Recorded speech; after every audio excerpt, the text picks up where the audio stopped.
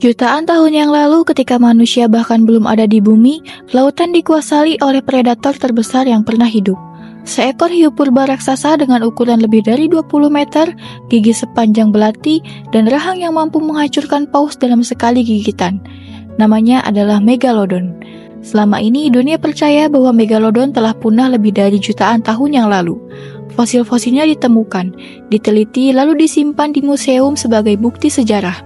Ilmuwan meyakini perubahan suhu laut dan kelangkaan makanan membuat predator ini tak mampu bertahan. Namun bagaimana jika teori itu salah? Bagaimana jika bagian terdalam samudra, di tempat yang belum pernah dijangkau manusia, masih ada ekosistem tersembunyi yang terisolasi dari dunia luar? Sebuah wilayah gelap dengan tekanan ekstrim, suhu berbeda dan kehidupan purba yang masih bertahan. Di dalam dasar Palung Mariana, titik terdalam di bumi, terdapat lapisan misterius yang selama ini dianggap sebagai batas akhir laut. Tapi ternyata, batas itu bukanlah dasar, ia hanyalah penghalang. Dan ketika manusia dengan ambisi dan rasa ingin tahunya, berusaha menembus batas tersebut, sesuatu yang selama ini terkurung di bawahnya ikut terbebas. Dan inilah awal kisah dari film ini. Halo guys, balik lagi di Alur Cerita Filial. Di video kali ini kita bakal ngebahas alur cerita film yang berjudul The Meg. Film ini rilis tahun 2018 dan disutradarai oleh Zone Turtle.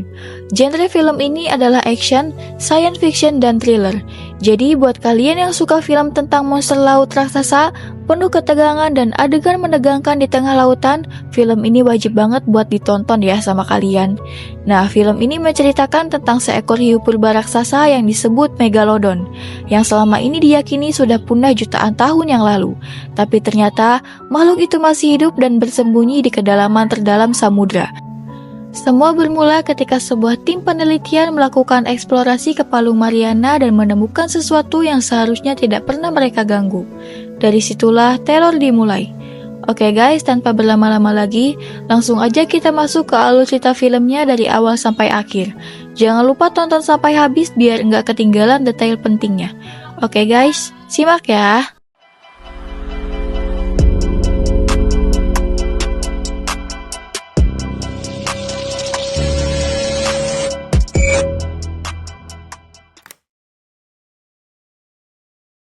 Awal cerita dibuka dengan sebuah misi penyelamatan darurat di tengah laut lepas. Sebuah kapal selam nuklir milik militer Amerika mengalami kerusakan parah di kedalaman ekstrim. Di dalam kapal selam tersebut, para awak panik karena sistem mulai gagal. Di permukaan, tim penyelamat bersiap melakukan evakuasi. Operasi itu dipimpin oleh Jonas Tyler, seorang penyelam-penyelamat profesional yang sudah berpengalaman mengenai situasi berbahaya di laut terdalam. Jonas dikenal dengan tegas dan mengambil keputusan, terutama saat nyawa banyak orang dipertaruhkan. Jonas bersama rekannya Meg turun menggunakan kapsul penyelamat menuju kapal selam yang rusak. Dari sonar terlihat kerusakan pada lambung kapal yang tidak biasa, seperti dihantam sesuatu yang sangat besar dan kuat. Awak kapal yang terjebak melaporkan bahwa sebelum kerusakan terjadi, mereka merasakan benturan keras dari luar, seolah ada makhluk raksasa yang menyerang. Saat Jonas mendekati kapal selam, situasi semakin genting. Retakan di badan kapal melebar, dan tekanan di kedalaman itu bisa menghancurkan logam tebal sekalipun. Jonas berhasil menjangkau sebagian awak dan mulai mengevakuasi mereka ke dalam kapsul penyelamat. Namun ketika proses hampir selesai, kapal selam kembali terguncang hebat. Sistem internal rusak total, dan bagian belakang kapal terancam runtuh. Dua awak masih terjebak di dalam kompartemen yang terpisah. Jonas berusaha membuka akses yang menyelamatkan mereka, tetapi waktu semakin menipis. Jika ia memaksakan diri menunggu, seluruh kapsul penyelamat bisa ikut hancur karena tekanan ekstrim. Dalam momen yang sangat menegangkan, Jonas harus membuat keputusan yang paling sulit dalam hidupnya. Ia memilih menutup pelaka kapsul dan naik ke permukaan dengan kru yang sudah berhasil diselamatkan. Ia meninggalkan dua awak lainnya di dalam kapal selam. Beberapa detik setelah kapsul menjauh, kapal selam tersebut hancur akibat tekanan laut dalam. Dua awak yang tertinggal tidak selamat. Keputusan Jonas dipertanyakan.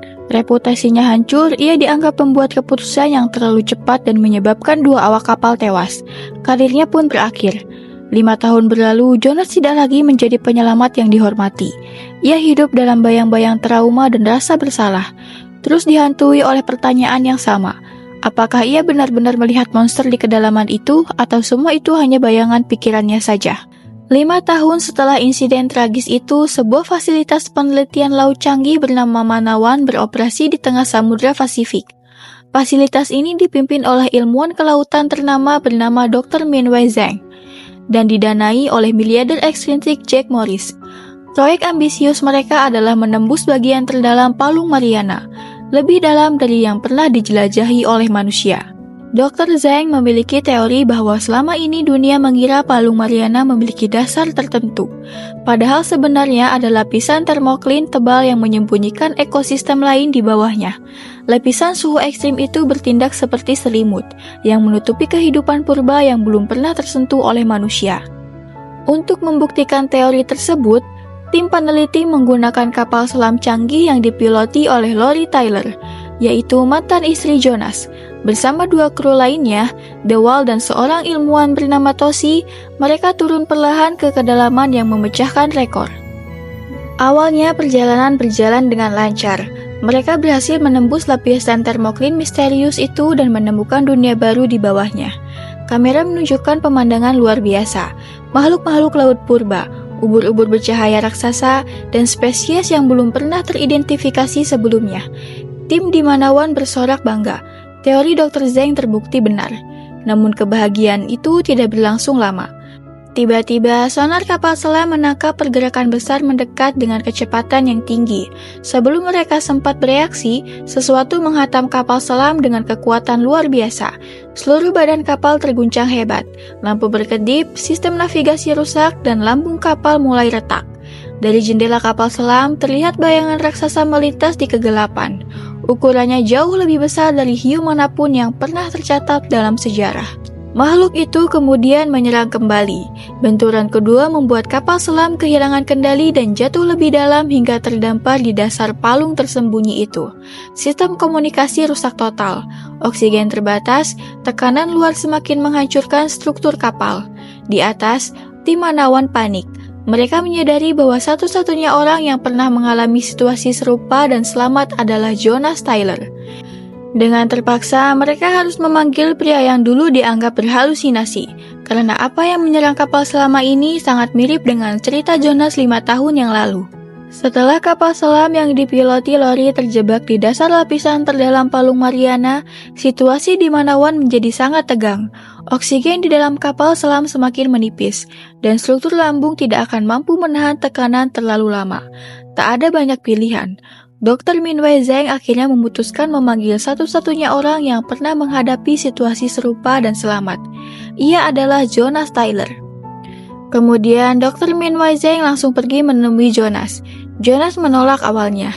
Ia masih dihantui rasa trauma masa lalu dan reputasi yang hancur karena dianggap berhalusinasi tentang makhluk raksasa di dalamnya. Namun ketika mengetahui bahwa Lori berada di dalam kapal yang terjebak, ia tidak bisa tinggal diam.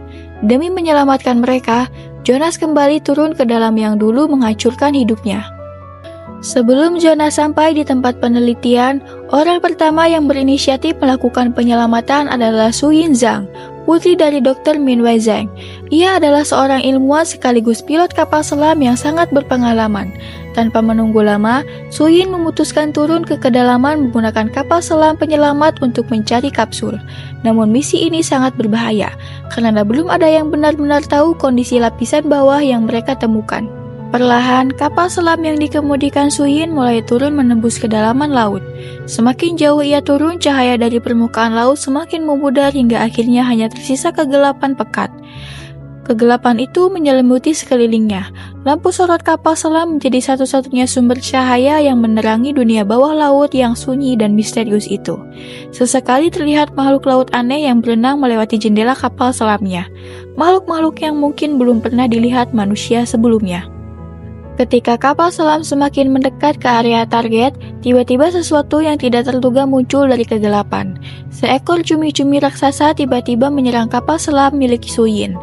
Tentakel besar makhluk itu menghantam bagian luar kapal selam dan mencoba melilitnya.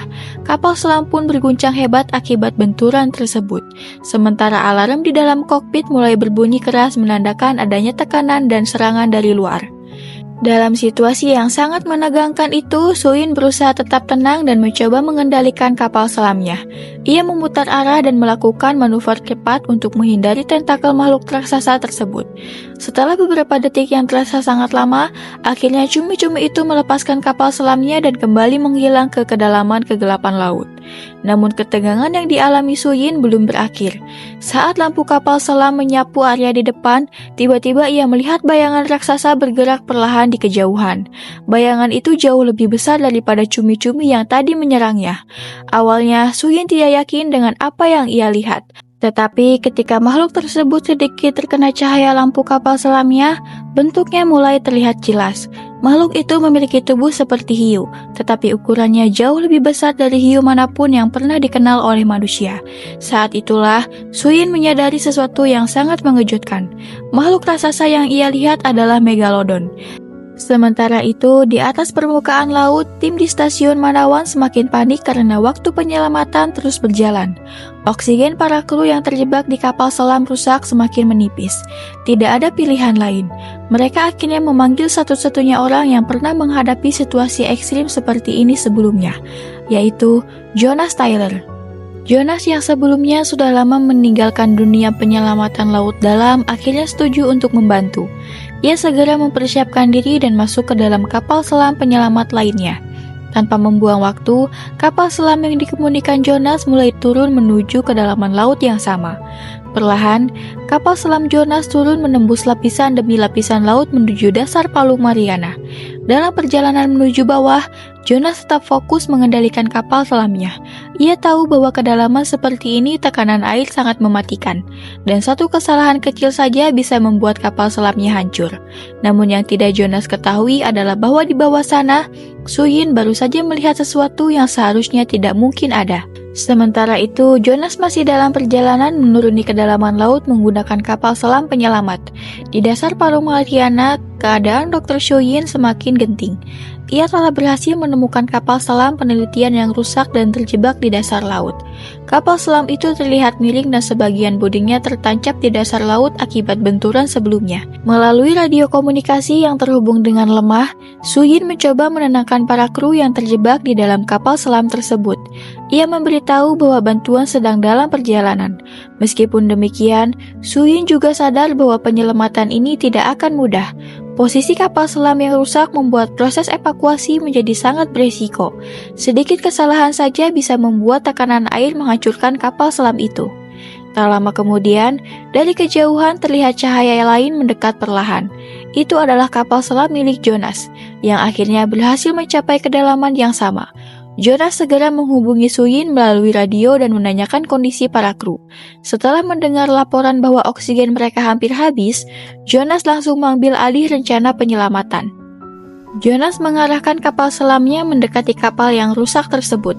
Ia mulai memeriksa bagian luar kapal untuk mencari cara membuka pintu darurat atau menghubungkan kapsul penyelamat. Dalam kondisi tekanan laut yang luar biasa besar itu, setiap gerakan harus dilakukan dengan sangat hati-hati. Akhirnya, Jonas menemukan cara untuk membuka jalur evakuasi darurat. Satu persatu kru yang masih hidup dipindahkan ke kapsul penyelamat milik Jonas. Proses ini berjalan sangat tegang karena waktu terus berjalan dan oksigen di kapal selam yang rusak hampir benar-benar habis. Dengan cepat, namun tetap hati-hati, Jonas berhasil memindahkan para kru ke dalam kapsul penyelamatnya. Namun, ketika kapsul penyelamat hampir berhasil dilepaskan, Toshi menyadari bahwa ada masalah pada pintu pelepas kapsul. Jika tidak segera diperbaiki, semua orang di kapsul bisa ikut hancur saat Megalodon menyerang kapal selam itu. Akhirnya, Toshi memutuskan tetap berada di dalam kapal selam yang rusak untuk mengaktifkan pelepasan kapsul secara manual. Dengan tindakan itu, kapsul penyelamat yang berisi kru lain berhasil terlepas dan bisa naik ke permukaan. Namun karena ia tertinggal di dalam kapal selam, Toshi tidak sempat menyelamatkan dirinya. Tak lama setelah kapsul terlepas, Megalodon menghancurkan kapal selam tersebut dan Toshi gugur demi menyelamatkan teman-temannya. Tak lama kemudian, kapsul penyelamat akhirnya berhasil mencapai permukaan laut.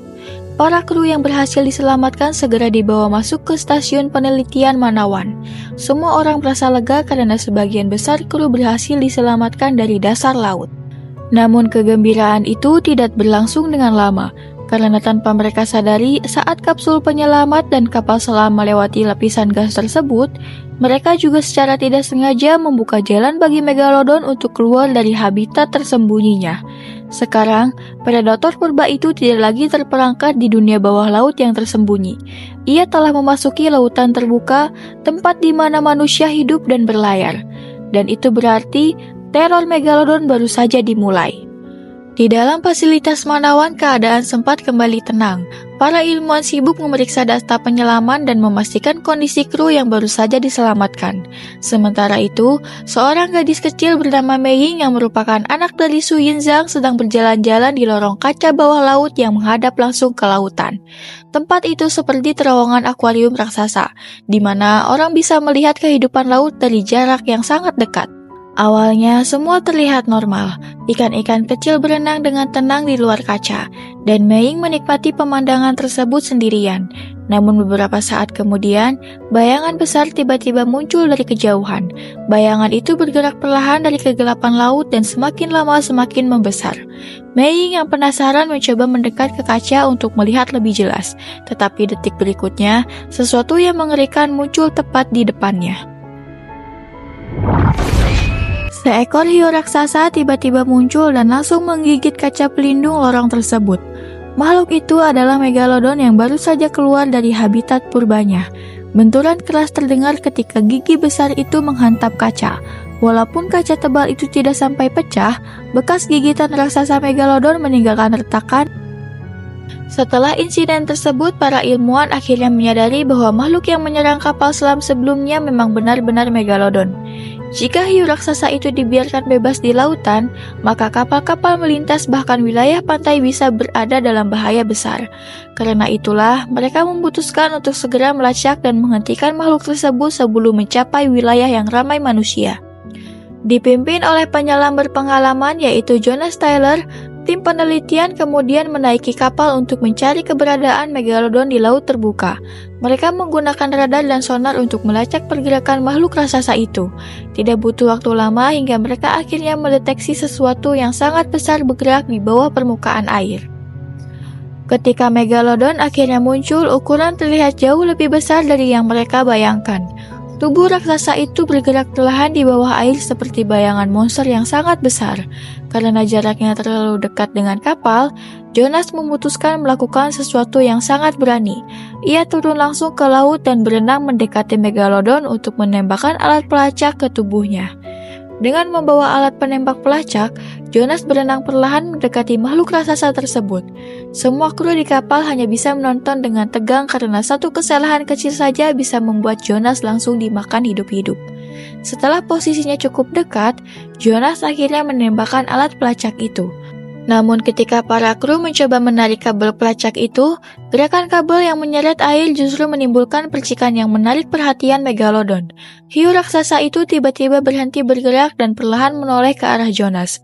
Dalam sekejap, situasi berubah menjadi sangat berbahaya. Megalodon langsung menyadari keberadaan Jonas dan mulai mengejar dengan cepat. Tepat sebelum Megalodon berhasil menangkapnya, Jonas akhirnya berhasil meraih tali dari perahu dan ditarik menjauh dari makhluk raksasa tersebut. Namun kejadian itu membuat semua orang sadar akan satu hal yang mengerikan. Mereka bukan menemukan Megalodon, tetapi mereka juga baru saja membangunkan predator yang mematikan. Setelah berhasil menambahkan alat pelacak ke tubuh Megalodon, tim dari stasiun penelitian bawah laut Manawan mulai menyusun rencana untuk melumpuhkan makhluk purba tersebut. Mereka tahu bahwa melawan Megalodon secara langsung hampir mustahil, karena ukuran dan kekuatan hiu raksasa itu jauh melampaui predator laut modern. Karena itu, satu-satunya cara adalah mendekatinya dan menyuntikkan racun penenang dalam dosis besar. Untuk menjalankan rencana berbahaya itu, Shuyin bersedia turun langsung ke laut. Namun kali ini ia tidak berenang bebas, melainkan masuk ke dalam tabung pelindung khusus seperti kandang penyelam yang terbuat dari rangka. Tabung tersebut kemudian diturunkan perlahan dari kapal menuju perairan tempat Megalodon terakhir terdeteksi. Dari dalam tabung itu, Shuyin dapat melihat lautan yang gelap dan luas di sekelilingnya. Tidak lama kemudian, bayangan raksasa itu muncul dari kejauhan. Tubuh Megalodon yang sangat besar perlahan mendekat, bergerak dengan tenang namun mengintimidasi. Ukurannya benar-benar di luar nalar. jauh lebih besar dari hiu manapun yang pernah ditemukan oleh manusia. Suyin bersiap dengan alat penyuntik racun di tangannya, menunggu momen yang tepat untuk menembakkan jarum besar tersebut ke tubuh Megalodon. Namun sebelum ia sempat melakukannya, hiu purba itu tiba-tiba berubah agresif. Dengan gerakan yang sangat cepat, Megalodon langsung menyerang tabung pelindung tersebut. Di atas kapal, seluruh kru langsung panik melihat bagaimana Megalodon menggigit dan membawa tabung itu ke dalam mulutnya. Dari dalam, Suyin hanya bisa melihat deretan gigi raksasa yang mengelilinginya. Tabung pelindung ini kini benar-benar berada di dalam mulut Megalodon. Situasi yang sangat berbahaya, sedikit saja tekanan dari rahang hiu itu bisa menghancurkan tabung tersebut dan membuat Suyin langsung tewas. Namun ketika di tengah situasi yang sangat genting itu, Suyin menyadari bahwa ini justru satu-satunya kesempatan yang ia miliki. Dengan tangan yang gemetar namun tetap berani, ia mengarahkan alat penyuntik racun ke arah dinding mulut Megalodon yang berada sangat dekat dengan tabungnya. Jarum itu berhasil menancap dan racun pun masuk ke dalam tubuh Megalodon. Namun tepat pada saat racun itu menancap, tabung oksigen milik Suyin pecah akibat tekanan dan benturan. Udara di dalam tabung mulai habis, dan Suyin perlahan kehilangan kesadaran. Melihat kejadian itu dari atas, Jonas tidak berpikir panjang. Ia langsung melompat dari kapal dan menyelam cepat. Jonas berhasil mencapai tabung yang rusak dan dengan susah payah mengeluarkan Suyin dari dalamnya. Tubuhnya sudah lemas dan Suyin pingsan karena kekurangan oksigen. Jonas kemudian berusaha membawa Suyin naik ke permukaan laut, namun situasinya belum aman. Megalodon yang telah terkena racun ternyata belum mati, dan masih mengejar mereka dari belakang dengan amarah. Saat Jonas hampir mencapai kapal, Megalodon membuka rahangnya lebar untuk menyerang sekali lagi. Tepat secara tak terduga, rahang Megalodon itu tersangkut. Pada saat itulah racun yang disuntikan mulai bereaksi dari dalam tubuh Megalodon. Gerakannya menjadi semakin lambat. Tubuh raksasa itu mulai kehilangan kekuatan. Setelah Megalodon yang pertama akhirnya mati karena racun yang disuntikan oleh Suyin, keadaan sempat aman. Tubuh Megalodon yang lebih kecil itu kemudian berhasil diangkat ke atas kapal penelitian. Semua orang di kapal mengira ancaman sudah berakhir. Mereka merasa lega karena monster purba itu akhirnya berhasil dikalahkan. Namun ketenangan itu tidak berlangsung lama. Tiba-tiba dari kedalaman laut muncul sesuatu yang lebih besar. Seekor Megalodon lain muncul dari bawah laut dengan ukuran yang jauh lebih besar dari yang sebelumnya. Monster itu langsung menyerang dan menggigit tubuh Megalodon yang sudah mati di atas kapal. Gigitan raksasa itu membuat kapal penelitian berguncang sangat keras dan akhirnya terbalik. Di tengah kekacauan itu, ayah Suyin Zhang yaitu Dr. Mewan Zheng mengalami luka cukup parah akibat benturan saat kapal terbalik. Dr. Zheng kemudian dibawa dengan kapal minibus dan langsung kembali ke stasiun tersebut agar mendapatkan perawatan. Suyin terus berada di samping ayahnya selama perjalanan, berharap kondisi ayahnya akan membaik. Namun luka yang dialami Dr. Zheng ternyata terlalu serius. Saat kapsul penyelamat akhirnya sampai di stasiun penelitian, nafas Dr. Zheng mulai melemah. Di hadapan Suyin, ia menyampaikan pesan terakhirnya dan meminta mereka untuk menghentikan Megalodon yang masih hidup agar tidak membahayakan banyak orang di permukaan laut. Beberapa saat kemudian, tepat setelah mereka tiba di stasiun, Dr. Zheng menghembuskan nafas terakhirnya. Kehilangan itu membuat Suyin sangat terpukul, tetapi mereka semua sadar bahwa ancaman sebenarnya justru baru dimulai, karena Megalodon yang lebih besar sekarang telah lolos ke lautan terbuka, dan jika tidak segera dihentikan, monster itu bisa menuju wilayah yang dipenuhi oleh manusia. Setelah kejadian tragis yang menimpa Dr. Mewan Zheng, suasana di stasiun penelitian Manawan dipenuhi kesedihan. Suyin sangat terpukul karena kehilangan ayahnya, sementara seluruh tim juga merasa bersalah karena eksperimen mereka di kedalaman Mariana Trench tanpa sengaja telah melepaskan predator purba dari lautan yang dalam. Namun mereka tidak punya banyak waktu untuk berduka. Dari data pelacak yang masih aktif, mereka mengetahui bahwa Megalodon yang lebih besar sekarang telah berenang menuju perairan yang lebih dangkal. Jika makhluk itu terus bergerak ke arah pantai, maka ribuan orang bisa berada dalam bahaya. Karena itulah, Jonas memutuskan untuk menghentikan Megalodon tersebut sebelum mencapai wilayah wisata laut. Bersama Suyin dan beberapa kru lainnya, mereka menaiki kapal untuk kembali melacak keberadaan monster raksasa itu. Dan benar saja, tidak lama setelah itu bayangan raksasa kembali muncul di bawah air. Megalodon itu bergerak menuju sebuah kawasan wisata yang dipenuhi kapal wisata dan perahu kecil. Di tempat tersebut, banyak wisatawan sedang menikmati liburan mereka di laut tanpa menyadari bahwa bahaya besar sedang mendekati dari bawah permukaan air. Tiba-tiba saja air laut mulai bergolak dengan hebat. Dalam sekejap, Megalodon muncul dari bawah dan mulai menyerang kapal-kapal kecil yang ada di sana. Kepanikan langsung terjadi.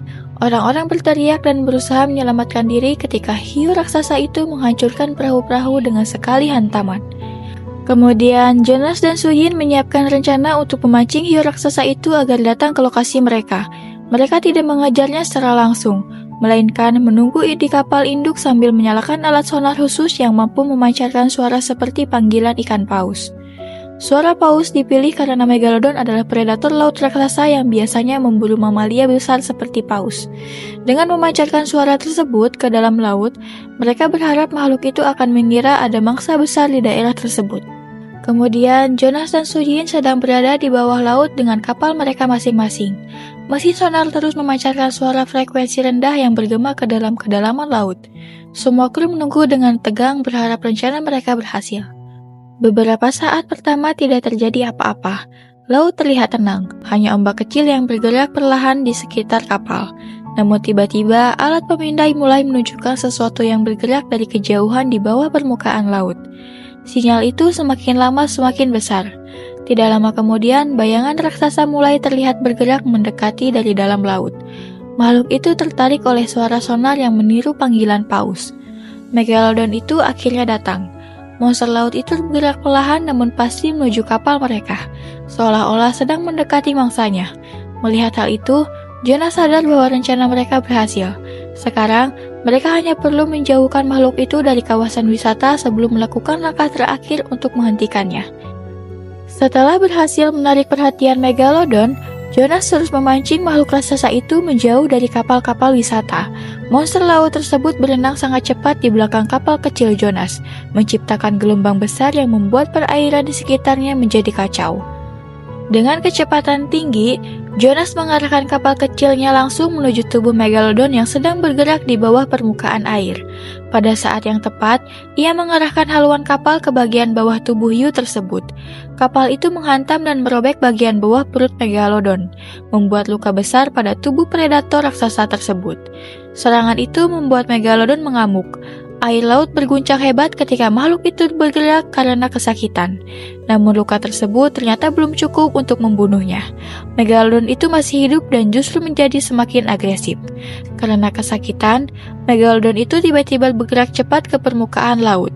Dengan kekuatan besar, makhluk raksasa itu meloncat keluar dari air, memperlihatkan seluruh tubuhnya yang luar biasa besar di udara. Serangan itu menjadi pukulan terakhir. Megalodon yang sebelumnya mengamuk akhirnya kehilangan kekuatan. Tubuh raksasanya mulai melemah dan jatuh kembali ke laut dengan keras. Beberapa saat kemudian, makhluk purba itu berhenti bergerak, menandakan bahwa predator tersebut yang pernah hidup di lautan akhirnya telah mati. Oke guys, dan itulah akhir setelah pertarungan panjang yang penuh ketegangan. Megalodon pun akhirnya berhasil dikalahkan dan lautan kembali tenang. Namun kisah ini juga mengingatkan kita bahwa lautan masih menyimpan banyak misteri yang belum sepenuhnya kita pahami. Siapa tahu, di kedalaman yang belum pernah dijelajahi oleh manusia, masih ada makhluk-makhluk lain yang menunggu untuk ditemukan. Itulah rangkuman cerita dari film The Meg. Semoga kalian menikmati cerita dari awal sampai akhir. Terima kasih banyak buat kalian yang sudah menonton video ini sampai selesai. Jangan lupa untuk subscribe, like, dan share ke teman-teman kalian supaya channel ini bisa terus berkembang dan menghadirkan lebih banyak cerita film menarik lainnya. Kalau ada rekomendasi film yang lain, boleh ya tulis di kolom komentar. Semoga kalian sehat selalu. Sampai jumpa di video berikutnya. Bye-bye!